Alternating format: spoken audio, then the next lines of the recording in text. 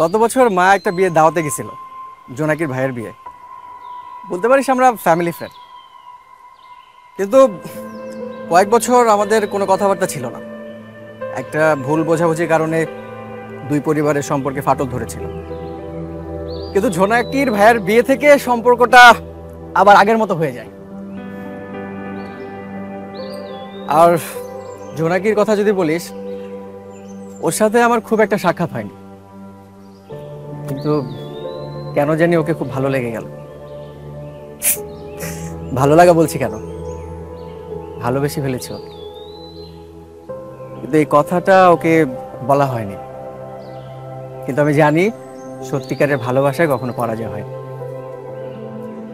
বাসা সবাই তো ওকে বউ করতে চায়। এখন শুধু একটা জিনিসের অপেক্ষা, জোনাকির উত্তরের। আমার বিশ্বাস ও রাজি হয়ে যাবে। দেখ, আমি কিন্তু আমার সবকিছু তোকে বলে দিলাম। আচ্ছা, তুইও তো একটা মেয়েকে ভালোবাসিস, প্রেম করছিস, মেয়েটাকে পরিচয় করাবি না?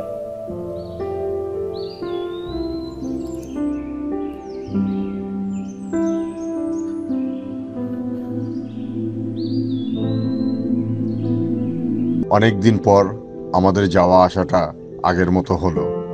আশা করি আপনারা যোগাযোগটা রাখবেন। আচ্ছা, ঠিক আছে। আপা, আসি তাহলে। রত্না, চলো। আসসালামু আলাইকুম।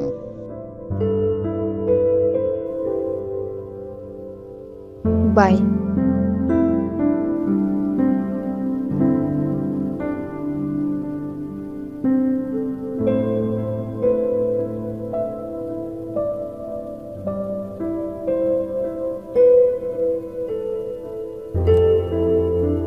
তুই যে মেয়েটাকে ভালোবাসিস না, আমিও ওকেই ভালোবাসি।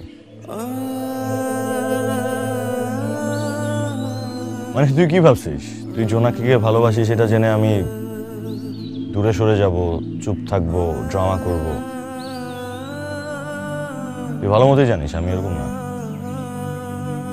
আমার আর উল্টা মনে হয়, একটা সুন্দরী মেয়ে মনে মনে যে কেউই তাকে পছন্দ করতে পারে, ভালোবাসতে পারে। এখানে দোষের কিছু নেই।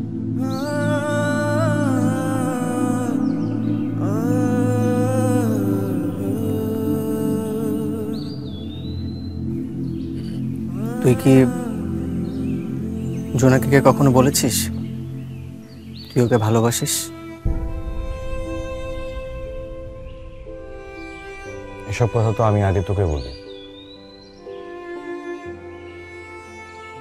হ্যাঁ, আমি ওকে পছন্দ করি, ও আমাকে পছন্দ করে, এটা জানি। কিন্তু জোনাকি আমাকে ভালোবাসে কিনা এটা বলতে পারতেছি না।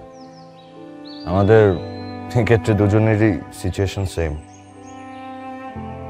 তবে হ্যাঁ, আমাদের ওর মনের কথাটা বুঝতে হলে নিজেদের মনের কথাটাও কিন্তু ওকে বোঝাতে হবে।